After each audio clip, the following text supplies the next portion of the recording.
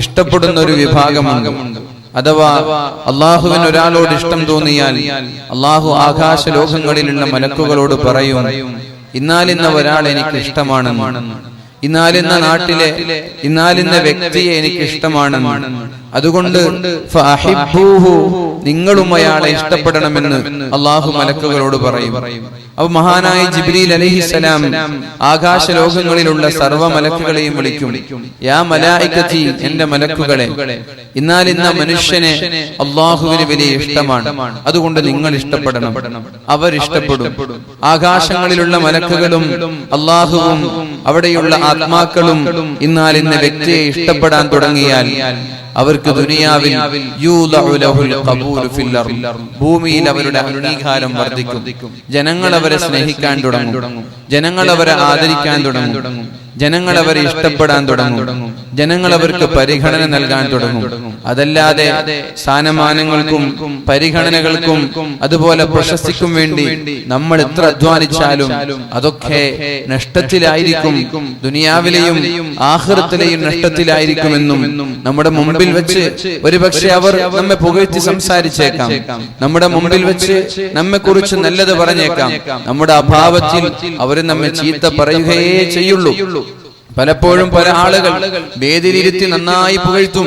പ്രഭാഷണത്തിന് വേണ്ടി ഇന്നാലിന്നൊരു പ്രഭാഷകൻ വന്നാൽ 5 മിനിറ്റും 10 മിനിറ്റും ഒക്കെ പ്രഭാഷകനെ ആകാശം മുട്ട പുകഴ്ത്തും. ആര്?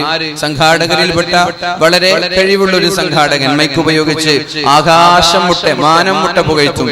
എന്നാൽ പ്രഭാഷണം കഴിഞ്ഞ് തിരിച്ചുപോയാൽ അദ്ദേഹമായിരിക്കും ആദ്യം പ്രഭാഷകനെ ചീത്ത പറയാ, അദ്ദേഹമായിരിക്കും ആദ്യം പ്രഭാഷകനെ കുറ്റം പറയാ. ഇതാണ് നമ്മുടെ നാട്ടിലുള്ള സാഹചര്യങ്ങൾ. ആളുകളുടെ മുമ്പിൽ വെച്ച് എത്ര പുകഴ്ത്താനും ഒരു മടിയുമില്ലാത്ത ആളുകളാണ് നമ്മൾ. എന്നാൽ അഭാവത്തിലോ അവന്റെ അസാന്നിധ്യത്തിലോ അവനെ പൂർണ്ണമായി എങ്ങനെയെങ്കിലും തളർത്താനും ഇകഴ്ത്താനും ഇല്ലായ്മ ചെയ്യാനും ശ്രമിച്ചുകൊണ്ടിരിക്കുന്ന ഒരു കാലമാണ്. അതുകൊണ്ട് ആളുകൾ മുഖം നോക്കി സ്തുതി പറയുമ്പോ നമ്മൾ ഉയർന്നു പോകരുത്. ഞാൻ വലിയ സംഭവമാണ് എന്ന് ഒരിക്കലും തോന്നിപ്പോകരുത്. മുഖം നോക്കി സ്തുതി പറയുന്നവർ നമ്മുടെ അഭാവത്തിൽ നമ്മെ കുറ്റപ്പെടുത്തുന്നുണ്ട് എന്നുള്ള യാഥാർത്ഥ്യം കൂടി നമ്മൾ മനസ്സിലാക്കണം.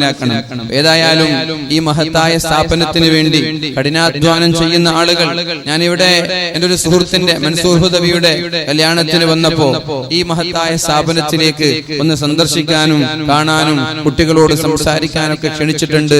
ഇതിനെ ആത്മാർത്ഥമായി സ്നേഹിക്കുന്ന ഇതിന്റെ കമ്മിറ്റി ഭാരവാഹികൾ അള്ളാഹു സ്വീകരിക്കട്ടെ. അപ്പൊ ഞാൻ പറയുന്നത്, നമ്മുടെ ഈ അധ്വാനങ്ങളൊന്നും നഷ്ടത്തിലാവാൻ പാടില്ല.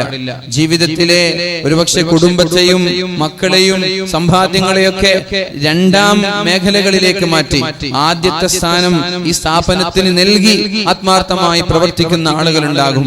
അവിടെയൊക്കെ അള്ളാഹുവിന്റെ വജ്ഹ് മാത്രം ആഗ്രഹിച്ചുകൊണ്ട് അമല് ചെയ്യണം. അല്ലാഹു റബ്ബ് സുബ്ഹാനഹു വ തആല തൗഫീഖ് നൽകട്ടെ എന്ന് ഞാൻ ദുആ ചെയ്യുന്നു. ഇഖ്ലാസും ഈമാനും ഇഹ്സാനുമുള്ള മുത്തഖീങ്ങളിൽ അല്ലാഹു നമ്മെ ഉൾപ്പെടുത്തട്ടെ എന്ന് പ്രാർത്ഥിക്കുകയാണ്. അതേപോലെ തന്നെ പരിശുദ്ധ റസൂലുള്ളാഹി സ്വല്ലല്ലാഹു അലൈഹി വസല്ലം പറഞ്ഞു, നബി തങ്ങൾ പഠിപ്പിക്കുകയാണ്, ഖൈറുക്കും മൻ തഅല്ലമൽ ഖുർആന വഅല്ലമ. നിങ്ങളുടെ നാട്ടിലുള്ള വിദ്യാർത്ഥികളിൽ ഏറ്റവും നല്ല വിദ്യാർത്ഥികൾ ഖുർആൻ പഠിക്കുന്നവരാണ്. പല മേഖലകളിൽ, ഭൗതിക മേഖലകളിൽ പഠിക്കുന്ന ഒരുപാട് വിദ്യാർത്ഥികൾ ഉണ്ടാകും. കൊമേഴ്സ് പഠിക്കുന്നവർ, സയൻസ് പഠിക്കുന്നവർ, ബയോളജി പഠിക്കുന്നവർ, കെമിസ്ട്രി പഠിക്കുന്നവർ, ബിഫാം പഠിക്കുന്നവർ, ബിസിനസ് പഠിക്കുന്നവർ, ലോ പഠിക്കുന്നവർ, അതേപോലെ ഭാഷ പഠിക്കുന്നവർ, ഇങ്ങനെ പല മേഖലകളിലും പഠിച്ചുകൊണ്ടിരിക്കുന്ന ആളുകൾ നമ്മുടെ നാട്ടിലുണ്ടാകും. ഖുർആൻ പഠിക്കുന്നവരുണ്ട്, ഫിഖ്ഹ് പഠിക്കുന്നവരുണ്ട്, അതേപോലെ ഹദീസ് പഠിക്കുന്നവരുണ്ട്. ഈ പഠിതാക്കളിൽ, ഈ വിദ്യാർത്ഥികളിൽ ഏറ്റവും നല്ല വിദ്യാർത്ഥികൾ ഖുർആൻ പഠിക്കുന്നവരാണ് എന്ന് പരിശുദ്ധ റസൂലുള്ളാഹി സ്വല്ലല്ലാഹു അലൈഹി വസല്ലം. ലോകത്തെ വിദ്യാർത്ഥികളിൽ ഏറ്റവും നല്ല വിദ്യാർത്ഥി ഖുർആൻ പഠിക്കുന്നവരാണ്. ലോകത്തെ അധ്യാപകന്മാർ, എല്ലാ മേഖലകളിലും അധ്യാപകന്മാരുണ്ട്. ആ അധ്യാപകന്മാരിൽ ഏറ്റവും നല്ല അധ്യാപകൻ ഖുർആൻ പഠിപ്പിക്കുന്നവരാണ്. ഖുർആൻ പഠിപ്പിക്കുന്ന അധ്യാപകരാണ് ഏറ്റവും നല്ല അധ്യാപകർ. അങ്ങനെ വരുമ്പോ ഏറ്റവും നല്ല സ്ഥാപനം, ഏറ്റവും നല്ല ബിൽഡിംഗ് ഏതാണെന്ന് ചോദിച്ചാൽ ഖുർആൻ പഠിക്കുകയും പഠിപ്പിക്കുകയും ചെയ്യുന്ന സ്ഥാപനങ്ങളാണ്. അങ്ങനെ വരുമ്പോ നമ്മുടെ സ്വതക്കകളിൽ ഏറ്റവും നല്ല സ്വതക്ക ഏതാണെന്ന് ചോദിച്ചാൽ ഖുർആൻ പഠിക്കുന്നവർക്ക് നമ്മൾ ചെയ്യുന്ന സംഭാവനകളാണ്. അവർക്ക് ഭക്ഷണം നൽകാൻ വേണ്ടി നമ്മൾ ചെലവഴിക്കുന്നത്, അവിടുത്തെ ഉസ്താദുമാർക്ക് സാലറി നൽകാൻ വേണ്ടി നമ്മൾ ചെലവഴിക്കുന്നത്, ഇതൊക്കെയാണ് നമ്മുടെ ജീവിതത്തിലെ ഏറ്റവും നല്ല സംഭാവനകളായി മാറുന്നത്. അപ്പൊ സ്ഥാപനത്തെ നമ്മൾ ആത്മാർത്ഥമായി സ്നേഹിക്കണം, വിദ്യാർത്ഥികൾ ആത്മാർത്ഥമായി സ്നേഹിക്കണം, അധ്യാപകർ ആത്മാർത്ഥമായി സ്നേഹിക്കണം. കാരണം ഖുർആൻ അല്ലാഹു ഇറക്കിയത് ഏറ്റവും നല്ല ഒരു വസ്തുവായിട്ടാണ്. അള്ളാഹുവിന് അങ്ങനെയാണ്. ഏറ്റവും നല്ലതിന് അള്ളാഹുവിന് ഇഷ്ടമാണ്. ഒരുപാട് ചെയ്യലല്ല, ചെയ്യുന്നത് നന്നായി ചെയ്യലാണ് അള്ളാഹുവിന് ഇഷ്ടം. ഒരുപാട് ചെയ്യുന്നവരുണ്ടാകും, പക്ഷെ കുറച്ചേ ചെയ്യൂ, അത് ഭംഗിയായി ചെയ്യും. പണ്ട് ഒരു ഉസ്താദ്, ഒരു ഗുരു തന്റെ 2 ശിഷ്യന്മാർക്ക് റൂം നിറച്ചു കൊടുക്കാൻ ഒരു രൂപ കോയിൻ, ഒരു കോയിൻ 2 രൂപയുടെ 2 കോയിൻ നൽകുന്ന ഒരു കഥയുണ്ട്. ഒരു ഗുരു, ഒരു അധ്യാപകൻ, ഒരു ഉസ്താദ് തന്റെ ശിഷ്യന് 2 ശിഷ്യന്മാർക്ക് 2 മുറികൾ നൽകുകയാണ്. ആ മുറി നൽകിയിട്ട് ഓരോ കുട്ടിയുടെ കയ്യിലും ഓരോ രൂപ നൽകുന്നുണ്ട്. ഈ രൂപ ഉപയോഗിച്ച് നീ ഈ മുറി നിറക്കണം. 2 പേരോടും 2 മുറികൾ നിറക്കാൻ 2 പേർക്കും 2 രൂപ വെച്ച് കൊടുത്തു. അതിലൊരു കുട്ടി എന്ത് ചെയ്തു? രാവിലെ മുതൽ വൈകുന്നേരം വരെ കല്ലുകളും മുല്ലുകളും അതുപോലെ ചപ്പുചവറുകളും ഒക്കെയായി ഒരുപാട് കഠിനാധ്വാനം ചെയ്ത് ഒരുപാട് ചെയ്യലല്ല, ചെയ്യുന്നത് ഏറ്റവും നന്നായി ചെയ്യലാണ് കല. അത് ഇസ്ലാമിന് വലിയ ഇഷ്ടമാണ്, അത് ഇസ്ലാമിന് വലിയ ഇഷ്ടമാണ്. പരിശുദ്ധ റസൂലുള്ളാഹി സ്വല്ലല്ലാഹു അലൈഹി വസല്ലമ തങ്ങൾക്ക് അത് ഇഷ്ടമാണ്. അതുപോലെ തന്നെ ഈ റസൂലുള്ളാഹി സ്വല്ലല്ലാഹു അലൈഹി വസല്ലമ തങ്ങളും പരിശുദ്ധ ഖുർആനും ഒക്കെ ഈ വിഷയം ഊന്നി പറയുന്നുണ്ട്. അതുകൊണ്ട് ഞാൻ എന്റെ പ്രിയപ്പെട്ട മുഅ്മിനീങ്ങളോടൊക്കെ പറയുന്നത്, ചെയ്യുന്നത് ഒരുപാട് ചെയ്യലല്ല, ചെയ്യുന്ന വിഷയം വളരെ ഭംഗിയായി ചെയ്യുക എന്നുള്ളതാണ് നമ്മുടെ മുമ്പിലുള്ള ബാധ്യത. നമ്മുടെ മഹത്തായ സ്ഥാപനം ഹിഫ്ദ് കോളേജ് ഒന്നല്ല, ഓരോ മഹല്ലുകളിലും ഹിഫ്ദ് കോളേജ് ഉണ്ട്.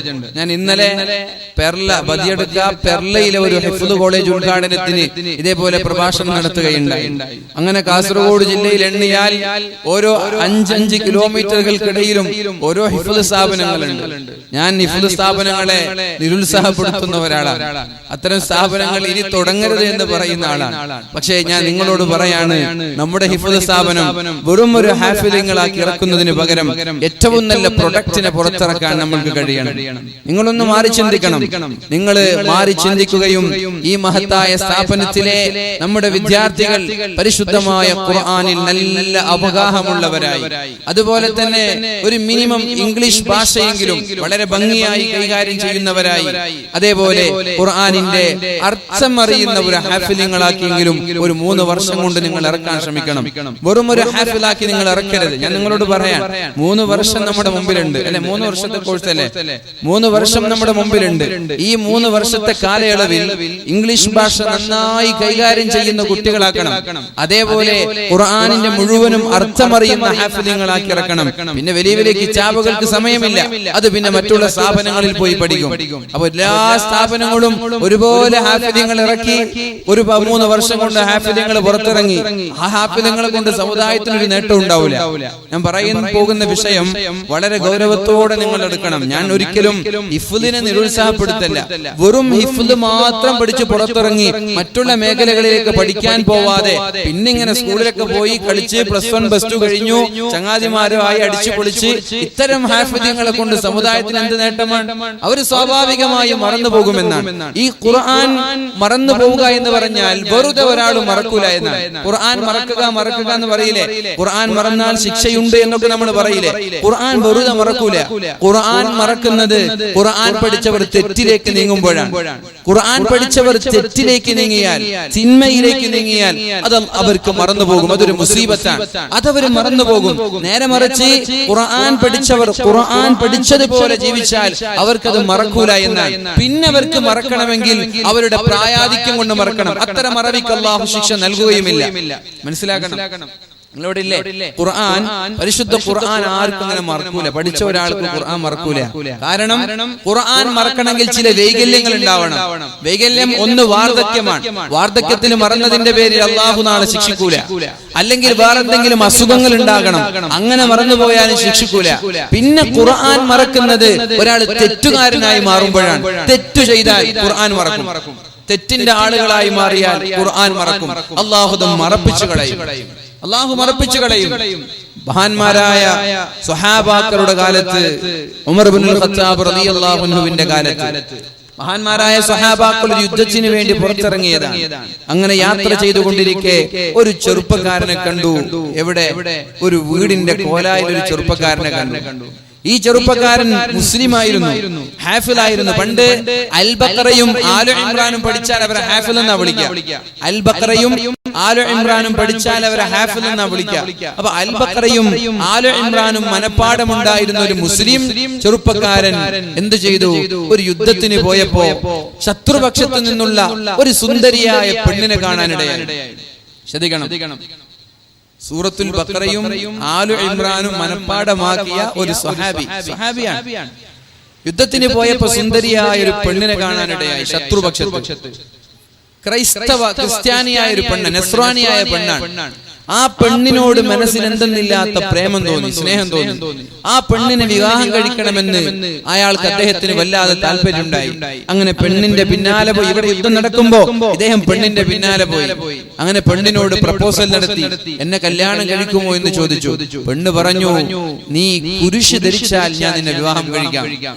കുരിശ് ധരിക്കണം, ഇസ്ലാമിൽ നിന്ന് പുറത്തു പോകണം, ക്രിസ്ത്യാനിയാവണം, എങ്കിൽ ഞാൻ വിവാഹം കഴിക്കാമെന്ന് പറഞ്ഞു. അദ്ദേഹം പെണ്ണ് പറഞ്ഞത് കേൾക്കുകയും തന്റെ മുസ്ലിം എന്ന് പറയുന്ന ഐഡന്റിറ്റി എടുത്തു മാറ്റി ക്രൈസ്തവ മതത്തിലേക്ക് ചേക്കേറുകയും ചെയ്തു. സ്വഹാബിയാണ്, സ്വഹാബിയല്ല, താബിഈങ്ങളിൽപ്പെട്ട മഹാനായ ഉമർ ഇബ്നുൽ ഖത്താബ് തങ്ങളുടെ കാലത്തുള്ള ഒരു മുസ്ലിമായ ഒരാളാണ്. അദ്ദേഹം എന്ത് ചെയ്തു? താബിഈങ്ങളിൽപ്പെട്ട ഒരാളാണ്. അദ്ദേഹം ക്രൈസ്തവനായി. അങ്ങനെ അദ്ദേഹം വളരെ വിഷമത്തോടെയാണ് മുസ്ലിമീങ്ങൾ തിരിച്ചു മദീനയിലേക്ക് മടങ്ങിപ്പോയത്. ഒരുപാട് വർഷം കഴിഞ്ഞ് വീണ്ടും അവർ ആ വഴിയിലൂടെ കടന്നു പോകുമ്പോ ഈ ചെറുപ്പക്കാരനെ അതേ ഒരു വീടിന്റെ കോലായിൽ കാണുകയുണ്ടായി. അപ്പൊ ചോദിച്ചു, യാ ഫത, അല്ലയോ ചെറുപ്പക്കാരാ, നിന്റെ ഖുർആൻ കൊണ്ട് നിനക്ക് എന്ത് നേട്ടമുണ്ടായി? നിന്റെ ഖുർആൻ കൊണ്ട് നിനക്ക് എന്ത് നേട്ടമുണ്ടായി? നിന്റെ ഇസ്ലാം കൊണ്ട് നിനക്ക് എന്ത് നേട്ടമുണ്ടായി? നീ വലിയ ഹാഫിളായിരുന്നല്ലോ, നീ ഖുർആൻ പഠിച്ച ആളായിരുന്നല്ലോ, നീ വലിയൊരു നിസ്കരിക്കുന്ന ആളൊക്കെ ആയിരുന്നല്ലോ. നിന്റെ ഖുർആനും നിന്റെ നിസ്കാരവും നിനക്ക് എന്ത് പ്രയോജനം ചെയ്തു എന്ന് ചോദിച്ചു. അപ്പോഴാണ് അദ്ദേഹം പറഞ്ഞത്, ഉൻസീതുഹാ, ഞാൻ പരിശുദ്ധമായ ഖുർആൻ എല്ലാം മറന്നുപോയി, ഒരൊറ്റൊരായത്തൊഴികെ എല്ലാം ഞാൻ മറന്നു, ഒരൊറ്റൊരായത്തൊഴികെ. ഏതാണ് ആയത്ത്? റുബമായ വദ്ദുല്ലദീന കഫറൂ ലൗ കാനൂ മുസ്ലിമീൻ. സത്യനിഷേധികളായ ആളുകൾ ഞാൻ മുസ്ലിമായിരുന്നുവെങ്കിൽ എത്ര നന്നായിരുന്നു എന്ന് കൊതിച്ചു പോകുന്ന ഒരായത്ത്. റുബമായ വദ്ദുല്ലദീന കഫറൂ, സത്യനിഷേധികളായ ആളുകൾ കൊതിച്ചു പോകുന്ന ഒരു സമയം വരാനുണ്ട്. അവര് മുസ്ലിമീങ്ങളായിരുന്നുവെങ്കിൽ എത്ര നന്നായിരുന്നു എന്ന് കൊതിച്ചു പോവുകയാണ്. ഈ ആയത്തല്ലാതെ വേറെ ഒരു ആയത്തും എനിക്ക് ഓർമ്മയില്ല എന്നാണ് പറഞ്ഞത്. അത് ഖുർആനിന്റെ മുഅ്ജിസത്താണ്. പഠിച്ച എല്ലാ ആയത്തും മറന്നുപോയി. ആകെ മറക്കാതെ ബാക്കിയുള്ള ആയത്ത് നാളെ മഹ്ശറയിലെത്തിയാൽ ഞാൻ സത്യനിഷേധിയായതിന്റെ പേരിൽ ഖേദിക്കേണ്ടി വരുമെന്നർത്ഥമുള്ള ആയത്തായിരുന്നു അദ്ദേഹത്തിന് മറക്കാതെ ബാക്കിയായത്. ഇപ്പൊ ഞാൻ പറഞ്ഞു വരുന്നത്, ഒരാളുടെയും പരിശുദ്ധമായ ഖുർആൻ വെറുതെ അങ്ങ് മറന്നു പോകൂല. ഹാഫിളീങ്ങളായി പുറത്തിറങ്ങിയാൽ ഖുർആൻ വെറുതെ അങ്ങ് മറന്നു പോകൂല. ഒരുപാട് വിഷയങ്ങൾ ശ്രദ്ധിക്കാനുണ്ട്. ഹാഫിളീങ്ങളായി പഠിക്കാൻ വരുന്ന ആളുകൾ അവര് മനസ്സിലാക്കേണ്ട ചില വിഷയങ്ങളുണ്ട്. മാതാപിതാക്കളാണ് സ്ഥാപനത്തിലേക്ക് നമ്മെ പറഞ്ഞേക്കുന്നത്, പഠിക്കാൻ വേണ്ടി പറഞ്ഞേക്കുന്നത് മാതാപിതാക്കളാണ്. ആ കുട്ടികൾക്ക് ആലോചിക്കാനുള്ള ഒരു തന്റേടം ആ സമയത്തുണ്ടാവില്ല.